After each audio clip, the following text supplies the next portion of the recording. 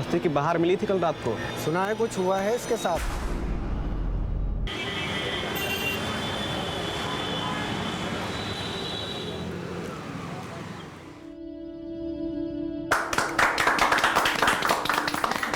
बैठिए।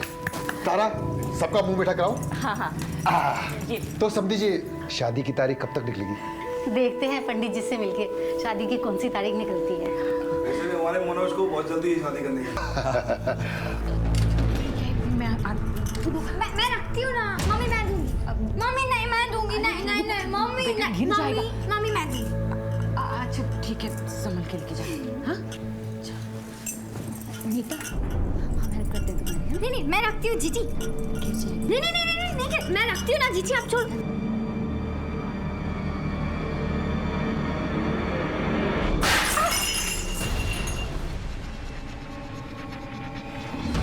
तो ठीक है ना बच्चे की? नहीं, ऐसी कोई बात नहीं। तारा, साफ करा। अरे मम्मी मैं साफ करती हूँ। पूछा, अरे पूछा कहाँ है? नीता मैं साफ करता। नहीं बेटा, मैं साफ करती हूँ। चलो।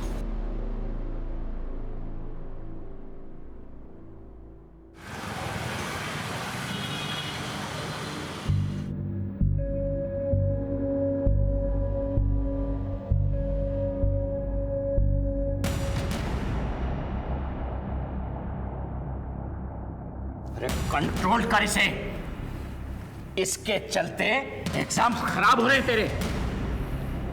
एक बात याद रख, सपने पूरे करने हो ना, जिद पकड़नी पड़ती है। लेकिन मैंने इंजीनियरिंग तो कर ली है ना पापा। इस प्रॉब्लम के साथ मेरे से आईएएस नहीं होगा।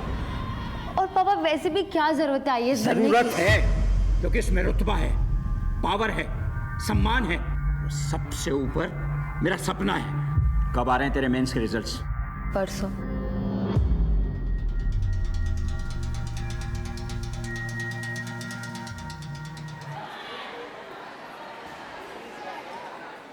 एक, दो, तीन, चार।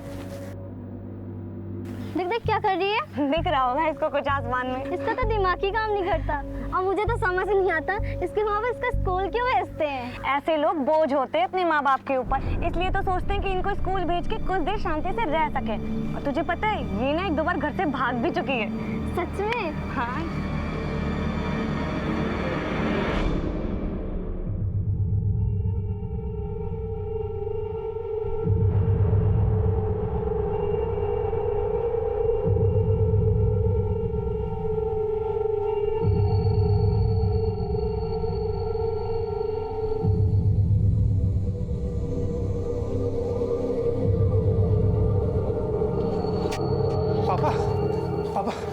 पापा नीता वहां भी नहीं मिली। मार्केट में देखा? हर जगह देखा पापा। क्या नीता वहां भी नहीं पहुंची? पापा हमने हर किसी को फोन कर लिया, नीता कहीं भी नहीं पहुंची है। चली गई होगी मेरी बच्ची। तूने उसे गली के चौराहे तक देखा? माँ मैं हर जगह देख कर रहा हूँ, नीता कहीं भी नहीं है। तुम भी कमाल करती हो, चौराहे तक आएगी तो घर पे नहीं आएगी। अनिल, तुझे कितनी बार समझाया उसे स्कूल से अकेले मत आने दिया कर। पापा मैं गया था स्कूल, लेकिन नीता वहां पर भी नहीं। माँ आप क्यों परेशान हो रही हो? पिछले साल भी तो उसने यही किया था, 2 बार चली गई थी घर से। इस बार भी किसी बस में चढ़ गई होगी। आ जाएगी वापस वो। कैसे आ जाएगी वो? हाँ कैसे आ जाएगी? माँ उसके दिमाग की हालत ठीक नहीं है। वो सिर्फ दिखने में 18 साल की, लेकिन उसका दिमाग एकदम बच्चे जैसा है और उसे दुनिया की भी कोई समझ नहीं है। मेरा दिल बहुत घबरा रहा है। आप ढूंढिए ना उसे, कहाँ है मेरी बच्ची? ढूंढिए ना मेरी बच्ची। फिक्र मत कर, मैं कुछ करता हूँ। फिर से नाम नहीं आया, इसका मतलब तो यही हुआ ना कि तू फिर से फेल हो गई। पापा मैंने पूरी तैयारी की थी। क्या खाक तैयारी की थी? आखिरी अटेम्प्ट बचा है, ठीक से तैयारी करो, तुम्हें आईएएस बनना है बस। लेकिन पापा इस हालत में मुझसे नहीं होगा पापा। पापा मेंस में बहुत लिखना पड़ता है, मुझसे सच में नहीं होगा। अरे सब दिमाग में है तेरे। अभी हिल रहा है हाथ, हिल रहा है अभी। इसका इलाज भी है मेरे पास।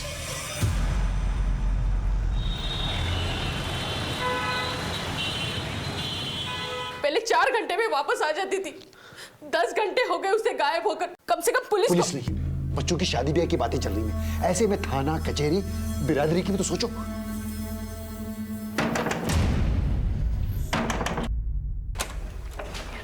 जी ये आपकी बेटी है? नीता कहाँ गई थी बेटा? कहाँ गई थी तुम? शुक्रिया। चाय पानी कुछ लेंगे आप? नहीं, आपकी बेटी को संभाल के रखिए आप। बहुत बहुत धन्यवाद आप लोगों का। तुम लेट जाओ, हम तुम्हारे लिए पानी लाते हैं और दवा भी ले आएंगे, तो तुम्हें दर्द नहीं होगा।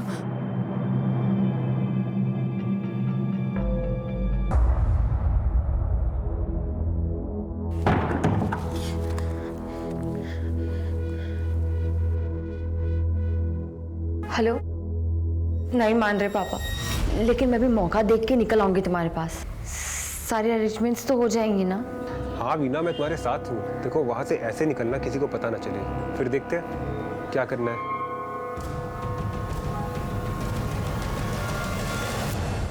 गुरु माता की, गुरु माता की, गुरु माता की, गुरु माता की, गुरु माता की, गुरु माता की, गुरु माता की, गुरु माता की।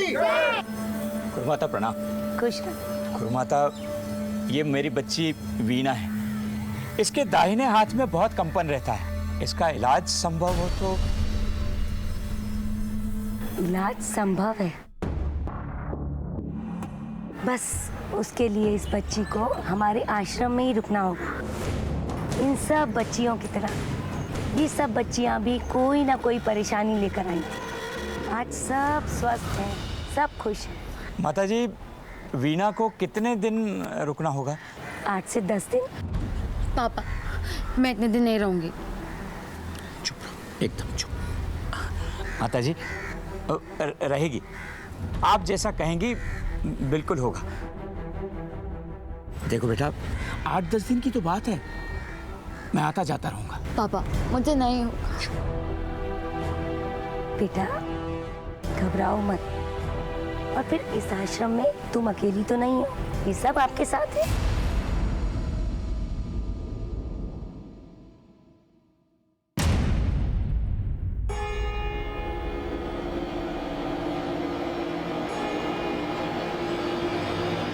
बस्ती के बाहर मिली थी कल रात को। सुना है कुछ हुआ है इसके साथ? हमें बचपन से सिखाया जाता है कि डिपेंडेंट लोगों का ख्याल रखें, चाहे वो बच्चे हो या बूढ़े। वक्त निकाल के थोड़ा सा समय बिताएं उनके साथ, लेकिन उन्हें कभी भी इस बात का एहसास ना होने दें कि वो किसी से कम है। एक तरफ वीना IAS एग्जाम को लेकर अपने पिता के दबाव में थी, तो दूसरी तरफ नीता तरह तरह के दर्द झेल रही थी। उसके साथ होते शोषण से बेखबर थी और एक दिन अचानक से फिर से गायब हो गई। देर से ही सही, अब की बार उसके माँ बाप ने कानून का दरवाजा खटखटाया। लड़की को गायब हुए 6 दिन हो गए और अब आए आप लोग। सर, हम लोग ढूंढ रहे थे और हमें लगा कि वो लौट आएगी। 6 दिन बाद लगा आप लोगों को? कैसे माँ बाप हैं आप? सर, इससे पहले भी वो गई है, लेकिन लौट आई थी। इससे पहले मतलब? सर, मेरी बेटी का दिमाग कमजोर है, वो कहीं पे भी चली जाती है, रास्ता भटक जाती है। और पिछली बार तो वो पिछली बार 10 घंटों के बाद लौट आई थी। किसी पे शक है आप लोगों का? नहीं सर। देखिए, आपकी लड़की 18 की है, तो ऐसा भी तो हो सकता है किसी लड़के के साथ कोई चक्कर चल रहा हो, आप दोनों को पता ही नहीं था, या फिर कोई उसके पीछे पड़ा हो। नहीं सर, मेरी बेटी ऐसा नहीं कर सकती। मैंने कहा ना आपसे, उसका दिमाग कमजोर है, वो सिर्फ स्कूल जाती है और कहीं नहीं। कोई फोटो वगैरह है आप लोगों के पास? हाँ सर। ठीक है, हम अपनी कार्रवाई शुरू करते हैं, आप लोग जा सकते हैं। ठीक है सर, थोड़ा जल्दी कीजिए सर। राज जी, ये फोटो सभी थानों में सर्कुलेट करो और मोहल्ले में स्कूल में पूछताछ। जी सर।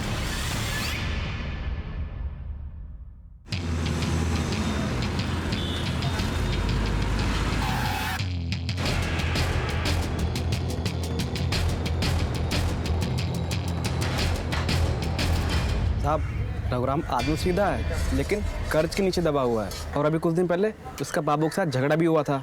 ओ सिंह साहब, बहुत घुमा रहे हो। 6 महीने के लिए कह के लिया था कर्जा, 1 साल से ऊपर हो गया है। इरादा क्या है? भाई अभी थोड़ा परेशानी में उलझा हूँ। दिवाली का बोनस आ जाएगा ना, तुम्हारा सारा कर्जा उतार दूंगा। अरे क्या होली क्या दिवाली, निकालो मेरा पैसा वरना क्या? हाँ? अरे कर्जा लिया है, कोई बिक नहीं गया तुम्हारे हाथों। अब जब पैसे होंगे ना तब चुका देंगे। और ऐसे बार बार रास्ता रोके परेशान मत किया करो। मैं दिखवा कहीं ले, और एक पाई भी नहीं छोड़ेगी, याद रखना। ये बाबू सीधा आदमी नहीं है साहब, अक्सर किसी से वो लग जाता है। पैसा तो बहुत कमाता है, लेकिन सारा पैसा लड़कियों पे उड़ा देता है। और साहब वो बबलू विकास तो मौका ढूंढते रहते थे। अबे स्कूल में क्या लड़की दिखी यार, उसका पीछा गया, नंबर भी दे। ऊपर से सुनने में आया था कि कुछ दिन पहले उस लड़की नीता के साथ रेप भी हुआ था।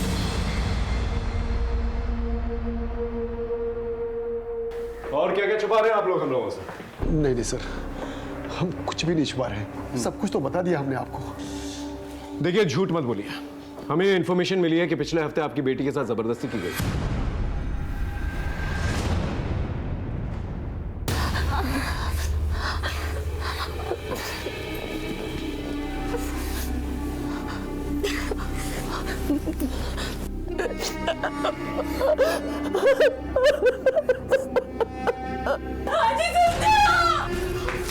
क्या हो गया? किसी ने इसकी इज्जत ले लिया। पापा पापा मैं कहता हूँ पुलिस कंप्लेन करते हैं। पापा क्या पकते हो? बात फैलेगी ना तो शादी टूट जाएगी।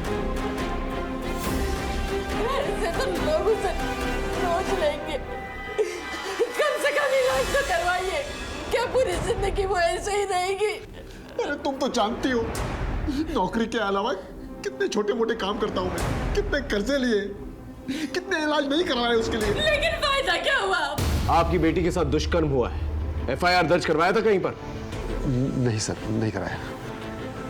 कमाल के माँ बाप है आप। ये बाबू कौन है, क्या चक्कर है आप लोगों के साथ? सर हम एक क्लर्क हैं और क्लर्क की तनख्वाह पे बच्चों की पढ़ाई, घर का खर्चा पूरा नहीं होता, इसलिए हमने बाबू से ब्याज पे कर्जा लिया था। जैसे तैसे करके हमने अपनी बेटी की शादी पक्की की। बस घर की इज्जत के लिए हम चुप रहे सर। समाज क्या कहेगा, शादी टूट जाएगी, इन्हीं चीजों की फिक्र थी ना आप लोगों को? कभी अपनी बेटी का इलाज करवाया, तो उसकी मानसिक स्थिति जानने की कोशिश की? सर हर जगह उसका इलाज करवाया, हर हॉस्पिटल में लेके गए, लेकिन कोई फायदा नहीं हुआ सर। मायूसी हर जगह हाथ लगी। ये विकास, बबलू और सुमित, इनके बारे में क्या जानते हैं आप लोग? घर के बाहर हर कोई फायदा उठाना चाहता है।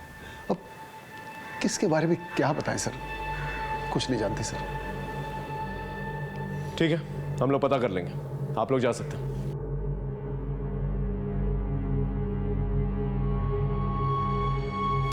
राजदीप साहब, ये बबलू, विकास, सुमित और बाबू को उठा के लेंगे सब। क्या क्या मतलब क्या है आपका कि वो वहां नहीं है? अरे 7 दिन पहले मैंने अपनी बेटी का दाखिला करवाया वहां, और अब आप कह रहे हैं कि वो वहां नहीं है? अरे वो यहां नहीं आई और उसका कोई फोन भी नहीं आया।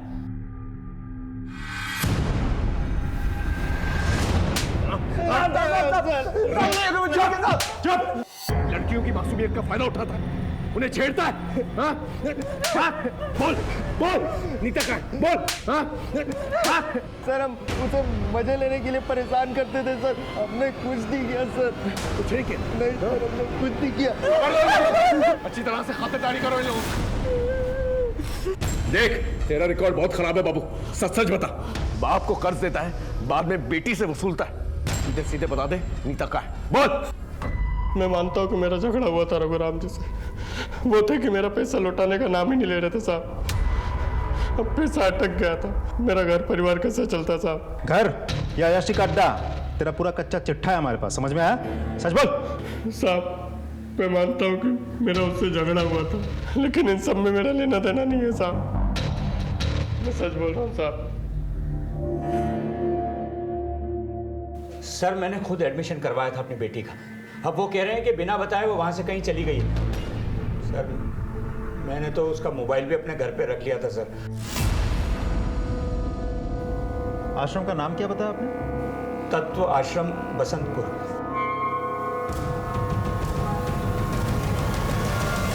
इंसान का शरीर नश्वर है, हमें भौतिक वासनाओं के पीछे नहीं भागना चाहिए। गुरु माता जी आपसे बात करनी है। जी हाँ, बच्ची का इलाज चल रहा था, पर पता नहीं क्यों वो बीच में ही छोड़कर चली गई। कोई तकलीफ थी उसे? I mean, बीच में ही इलाज छोड़कर चली गई, कोई ना कोई वजह तो होगी। नहीं नहीं इंस्पेक्टर साहब, आप गलत समझ रहे हैं। हमारा ये आश्रम एक सात्विक स्थान है। यहाँ पर मन और शरीर दोनों की उत्तेजना एकदम शांत हो जाती है। लेकिन वीना को तो शांति नहीं मिली माता जी, 7 दिनों में ये जगह छोड़कर चली गई। आपकी बात बिल्कुल सही है इंस्पेक्टर साहब, पर हम इस आश्रम में किसी को बांध कर नहीं रख सकते। और फिर वीना तो बालिग थी, बच्ची तो नहीं थी। और फिर वो आश्रम से बिना बताए कहाँ चली गई, इसकी चिंता तो हम सबको भी है ना। आपके आश्रम में आने जाने का कोई रिकॉर्ड, कोई रजिस्टर मेंटेन करते हैं आप लोग? जी हाँ। बालू जी, नीता ने बाहर जाते वक्त हस्ताक्षर तो किए थे ना? जी माता जी, उन्होंने जाने से पहले हस्ताक्षर किए थे।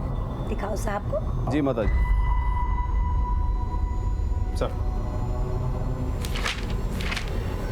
सर अंदर तो कोई नहीं है। ठीक है, हम चलते हैं। राजदीप सर, इस आश्रम में कुछ तो चल रहा है। एक काम करो, अपने एक बंदे को यहाँ पर लगा, देखो अंदर क्या चल रहा है। आई एम श्योर कोई ना कोई इन्फॉर्मेशन जरूर निकलेगी। सर, एक तरफ नीता की तलाश, दूसरी तरफ वीना की खोज ने हमें उलझा के रखा हुआ था और हाथ में कुछ भी नहीं आ रहा था। वहीं मेरी टीम ने ये पूरी इन्फॉर्मेशन चारों तरफ फैला के रखी थी और नतीजा कामयाबी के रूप में सामने आया।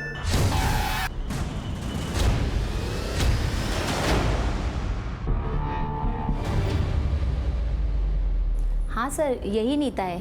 5 दिनों से तो यही थी, पता नहीं कहाँ चली गई। चली गई मतलब किधर चली गई? मालूम नहीं सर, भटक रही थी इधर उधर। कुछ मानसिक प्रॉब्लम था उसे, ज़्यादा किसी से बात भी नहीं करती थी। मेडिकल जांच भी हुआ था उसका, उससे पता चला था कि उसका यौन शोषण हुआ है। हमने यहाँ पे इलाज शुरू कर दिया था। नीता, उसके साथ कोई हादसा हुआ था, जब देखो तब गुमसुम खामोश। फिर हमने उसे अपने थेरेपी सेशन में डाल दिया। तो आज का विषय है वाटर सेविंग, यानी कि पानी की बचत। और आज का लेक्चर सरिता मैडम बताएंगी। वाटर सेविंग ना, ये क्या है? कहाँ बेटा? इधर इधर बालों के बीच में। ओ ये तो सिंदूर है। सिंदूर हमें भी लगाना है। सिंदूर वो लोग लगाते हैं जिनकी शादी हो जाती है। हाँ, हमारी भी हुई है ना शादी। कब? किससे?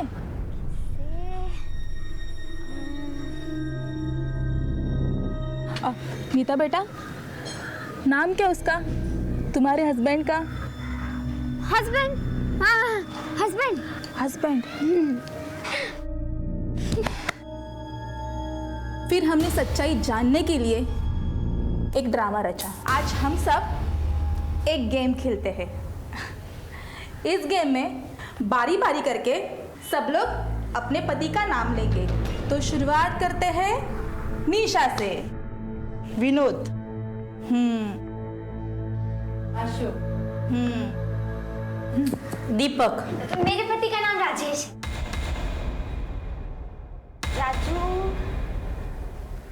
राजेश है, राजेश। राजेश? कोई सरनेम? नहीं, सिर्फ राजेश।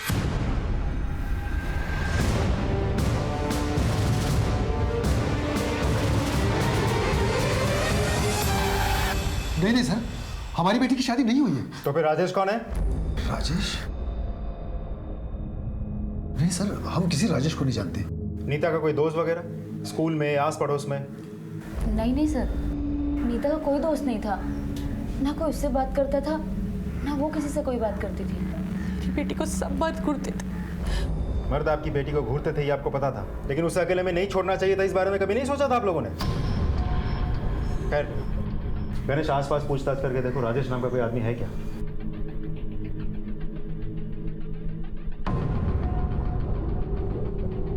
गणेश, इस फैमिली पे नजर रखो और जैसा भी होता है मुझे अपडेट करो।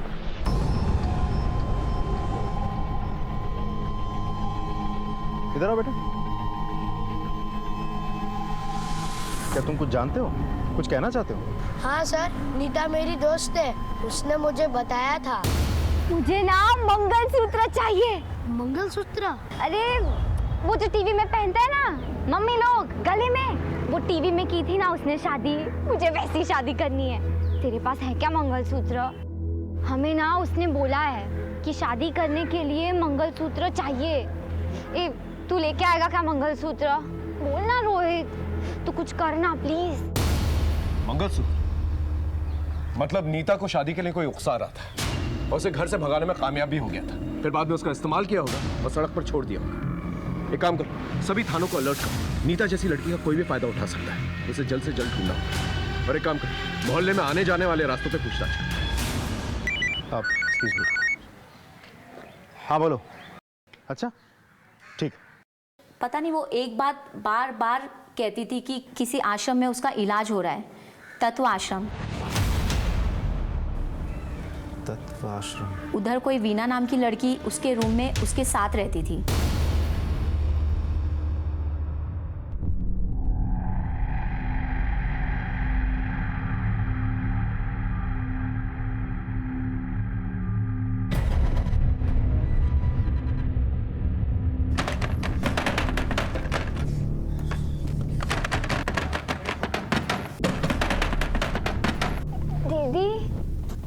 ये क्या कर रहे हो?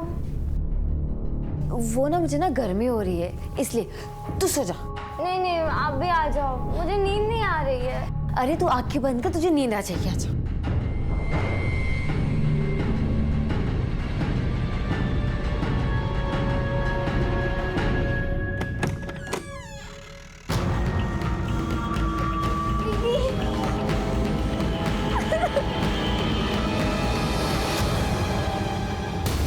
वीना?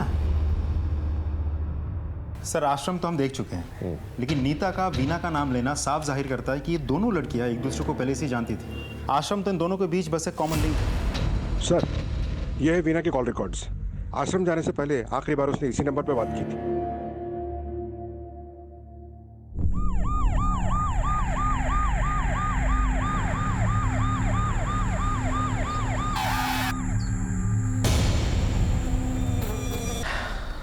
समझ में नहीं आ रहा कौन है। नीता और वीना की उम्र की तो लग रही है, लेकिन कुछ कहा नहीं जा सकता। एक काम करो, दोनों फैमिलीज को इन्फॉर्म करो। अगर बॉडी की शिनाख्त हो जाती तो ठीक है, वरना डीएनए टेस्ट करवाएंगे।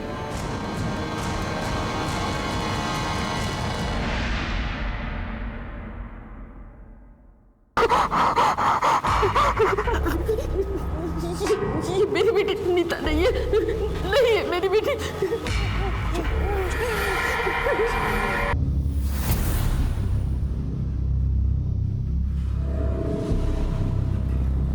वीना,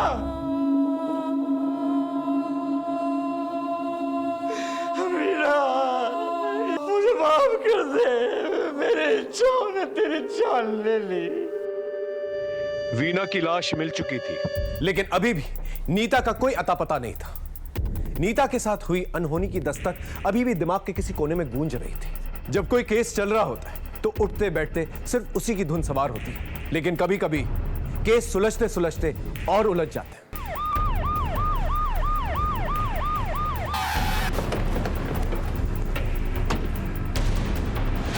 बढ़िया।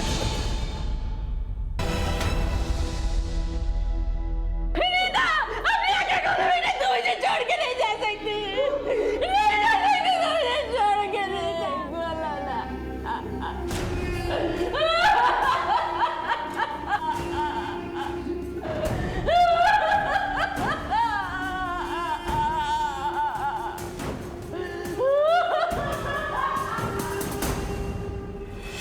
ये अकेली इतनी दूर तो गई नहीं होगी, इसे कोई लेकर गया होगा और फिर बाद में मार दिया होगा। इसकी पोस्टमार्टम रिपोर्ट मंगवा और सभी नाकों को अलर्ट करो। मुरादाबाद पुलिस से कोऑर्डिनेट करो। ये राजेश मुझे जल्द से जल्द चाहिए।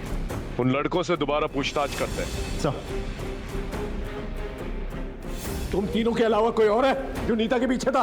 हाँ साहब, एक लड़का हमेशा नीता को बचाने के लिए आ जाता था साहब, और हम लोगों को भगा देता था। ओए हेलो, भागो नहीं तो। नाम क्या है उसका?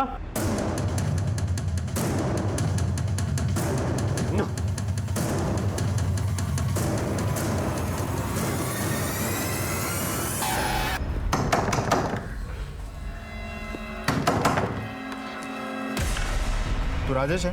नहीं सर। राजेश मेरा दोस्त है। कहाँ है राजेश? सर वो मुरादाबाद गया है अपने पेरेंट्स के पास। करता क्या है वो? टीके कॉलेज में पढ़ता है, BA फाइनल। मुरादाबाद घर का एड्रेस है तेरे पास? है सर। साथ में फ़ोन नंबर भी देना।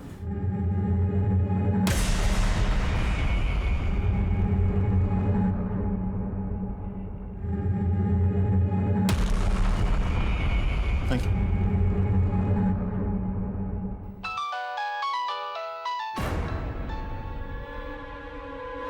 किधर है?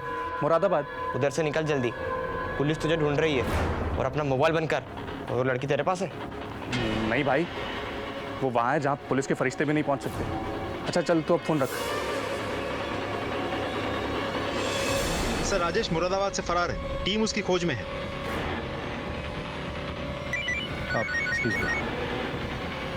हाँ बोलो। अच्छा ठीक सर, तो बहुत बड़ी लीड हाथ लगी है।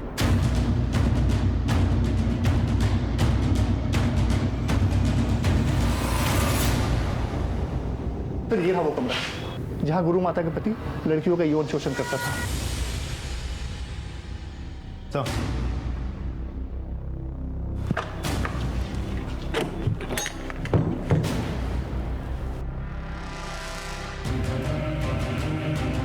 तो ये तो तहखाना है। जी सर, जी सर।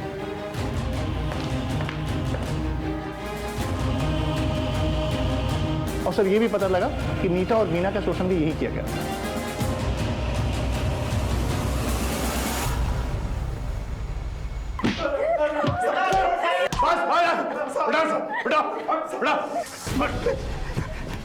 नहीं साहब, नहीं साहब, बताता लोग अपनी बेटियों को इलाज के नाम पे हमारे आश्रम में छोड़ जाते हैं साहब, और हम इसका भरपूर फायदा उठाते हैं साहब।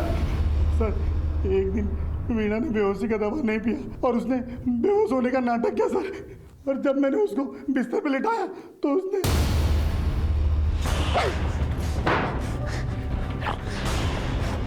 मुझे ना तुम लोगों पर पहले से ही शक था, लेकिन आज यकीन हो गया। इलाज के नाम पर तुम लोग लड़कियों की इज्जत के साथ खेलते हो। मेरा तुम लोग का बहाना सबको जाके बोल। अरे जब जिंदा छोड़ूंगा तब जाके बोलेगी ना। सर वीणा की लाश को कोई पहचान ना सके, इसके लिए हमने उसका चेहरा बिगाड़ दिया और जंगल में फेंक दिया सर। और नीता के साथ भी ऐसा ही किया? नहीं सर, हमने नीता के साथ कुछ भी नहीं किया। उसका बाप उसे लेने आया तो हमने उसे जाने दिया साहब, और ये सोचकर कि वो किसी को कुछ नहीं बताएगी, और अगर बोलेगी भी तो कोई उसका विश्वास नहीं करेगा साहब, क्योंकि उसके साथ ऐसा पहले भी हुआ था साहब। ये उसी के बाप ने हमें बताया था साहब। लोग अपने अरमान, अपने सपने लेकर तेरे पास आते हैं, हाँ? अपनी पूंजी लुटा देते हैं, और तुम लोग इस तरह से विश्वासघात करते हो। फांसी हो जानी चाहिए तुम जैसे लोगों को। नीता की लाश मिल चुकी थी और हमारी टीम दिन रात करके राजेश को ढूंढने में लगी हुई थी। हाँ साहब, ये लड़का और लड़की यहाँ आए थे। कब गए यहाँ से? 3 दिन रुके, फिर यहाँ से निकल गए। पक्का याद है तुम्हें? हाँ साहब, बिल्कुल पक्का। आप CCTV देख सकते हैं।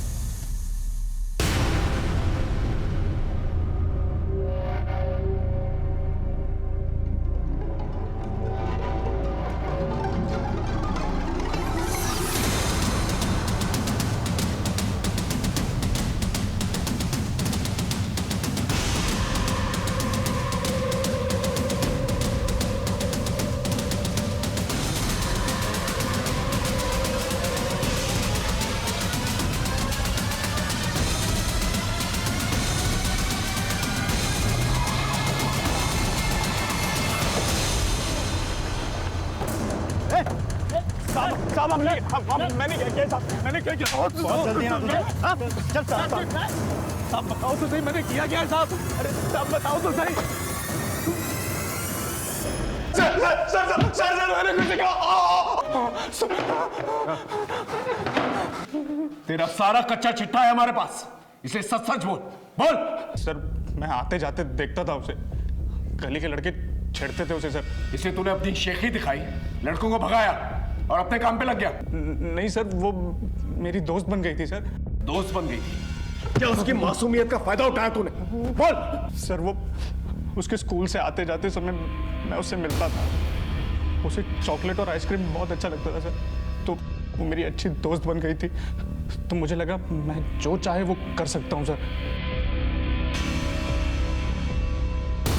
सर मैंने उसका भरोसा जीत लिया था। फिर एक दिन। अरे क्या हुआ नीता, इतनी दुखी क्यों हो? वो ना मैंने टीवी पे देखा। क्या देखा? एक लड़की की शादी हो गई, हमें भी करनी है। क्या? शादी के कपड़े, गहने और वो जो बाल में डालते हैं ना लाल लाल सिंदूर। हाँ, मम्मी भी डालती हैं, वही मुझे भी चाहिए। अरे तो इसमें दिक्कत क्या है, हो जाएगी तुम्हारी भी शादी। सच्ची? मैं करूंगा ना तुमसे शादी।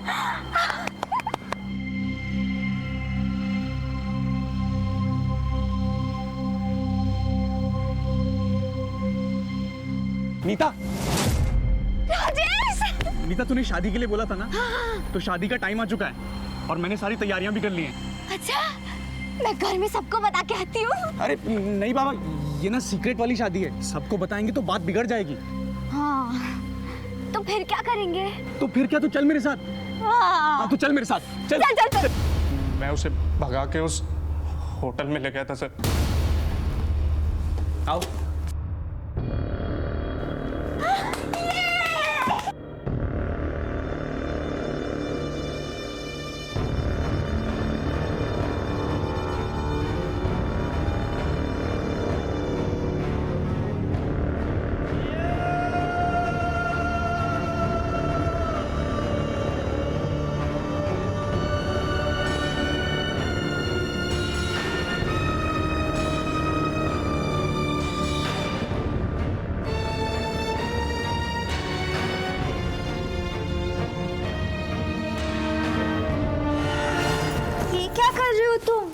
अरे शादी के बाद ये सब करना पड़ता है। पर ये तो अच्छा देखो, शादी के बाद लोगों को बेबीज होते हैं ना, छोटे छोटे बेबीज। हाँ। तो तुम्हें भी बेबी चाहिए ना? हाँ। तो बेबी के लिए हमें करना पड़ेगा ना।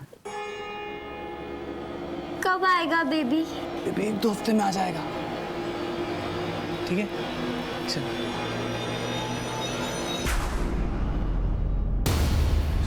सर हम लोग 3 दिन उस होटल में रुके, फिर मेरा जी भर गया था और मुझे घर वापस जाना था और उस लड़की से पीछा छुड़ाना था मुझे। निकाल इसे। ये क्यों कर रहे हो तुम? तू ना इसके लायक नहीं है, और ये सिंदूर निकाल के। चल, मेरा मंगलसूत्र। निकल यहाँ से, चल। मेरा मंगलसूत्र दे दो।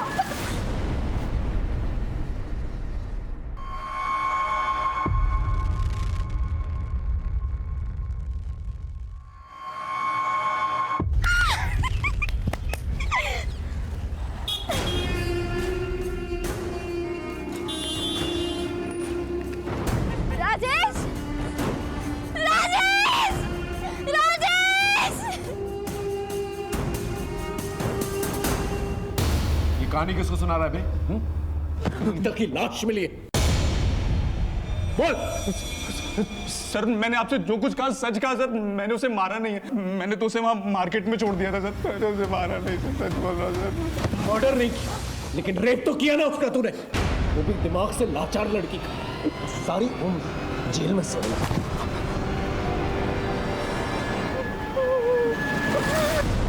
सर अगर इसने नहीं मारा है तो किसने मारा होगा फिर? ताज्जुब की बात यह है कि नीता घर आई और घर से उसे राजेश लेकर गया और घर वालों ने देखा ही नहीं। अभी भी ये घर वाले कुछ ना कुछ छुपा रहे हैं, पता कर। सर मैं ऑफिस में था, मेरी वाइफ का फोन आया, उसने मुझे नीता के बारे में बताया। सर मैं कॉलेज में था, पापा का फोन आया कि नीता घर नहीं लौटी, तो सर मैं तुरंत घर आ गया। मैं पड़ोस में कहीं थी, जब नीता बहुत देर तक घर नहीं आई तो मैंने इनको फोन लगाया।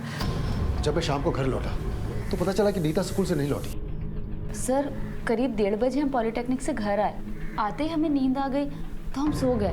फिर हमें नहीं पता कि नीता घर आई कि नहीं आई। सामने का दरवाज़ा हमने खुला ही छोड़ा था, और वैसे भी सामने का दरवाज़ा तो हम लोग रात में ही लगाते हैं। घर के सभी लोगों के कॉल रिकॉर्ड्स निकलवाओ, और जो लैंडलाइन है उसके भी रिकॉर्ड चाहिए मुझे। Okay sir. दोबारा करेगा? चोरी करेगा? नहीं करूंगा साहब, लेके जाओ सर। नहीं करूंगा साहब। सर कॉल रिकॉर्ड्स आ गए हैं, लेकिन इसमें कुछ भी खास नहीं है। लोकेशन भी सब सही है, लेकिन सर चौंका देने वाली बात तो कुछ और ही है। ये देखिए, ये नीता के घर के लैंडलाइन के कॉल रिकॉर्ड्स हैं। आज से करीब 2 हफ्ते पहले एक नंबर से यहाँ कई बार फ़ोन आए थे। ये उसी एनजीओ का नंबर है जहाँ नीता रह रही थी। और अभी 4 दिन पहले फिर से दोपहर को फ़ोन आया और 2 मिनट बात हुई। सर, इससे ये तो क्लियर हो जाता है कि घर वालों में से किसी को तो ये बात पता थी कि नीता एनजीओ में रह रही थी। 4 दिन पहले, यानी उसी दौरान जब नीता का मर्डर हो ना हो, कातिल कोई घर का ही है। ये नंबर तो यहाँ का ही है, हमारे स्टाफ में से किसी ने नहीं किया, क्योंकि किसी के पास नंबर ही नहीं है। हो सकता है शायद नीता ने किया होगा।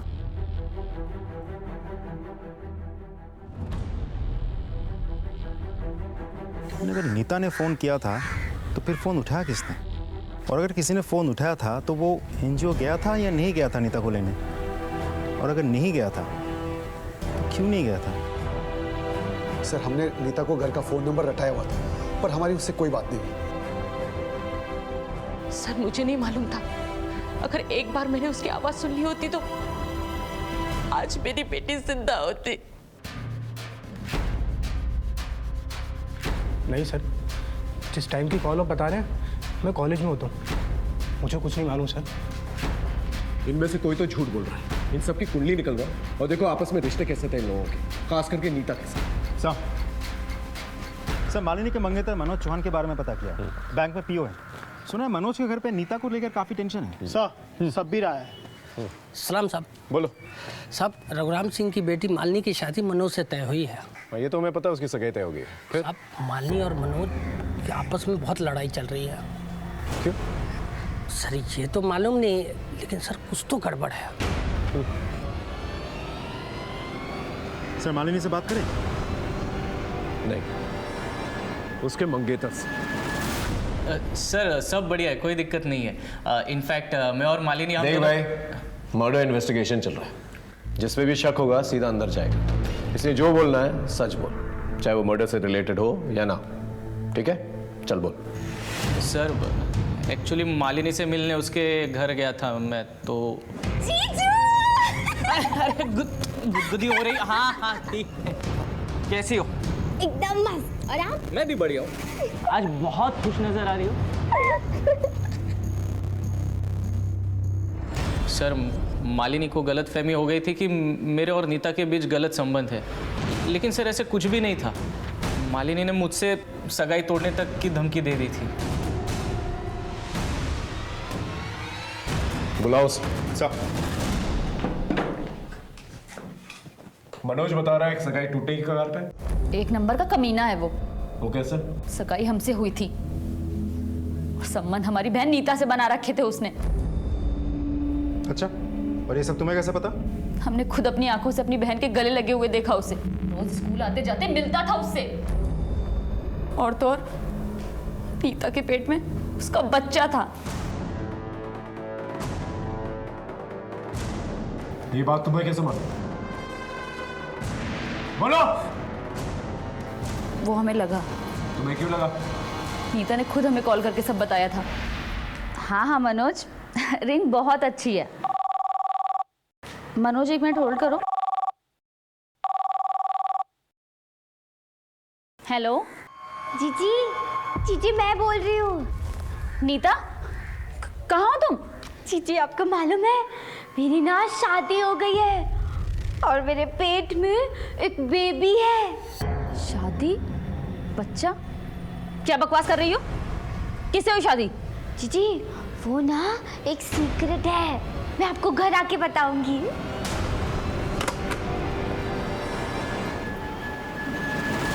हमें लगा ये सब मनोज ने किया है, पर मनोज से ज्यादा हमें अपनी बहन नीता से नफरत होने लगी थी।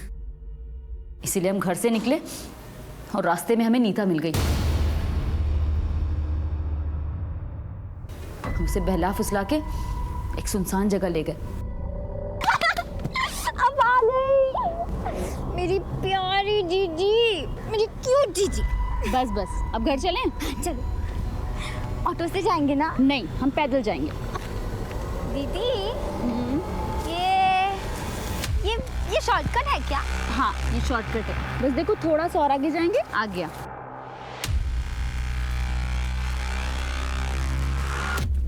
जीजी!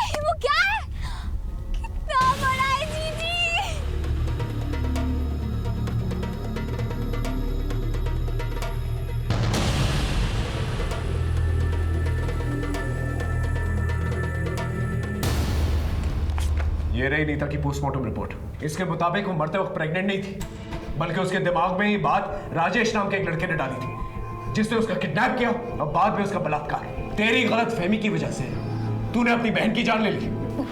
नहीं, आप झूठ बोल रहे हैं। ये सच है। अब सारी जिंदगी जेल में सड़ना।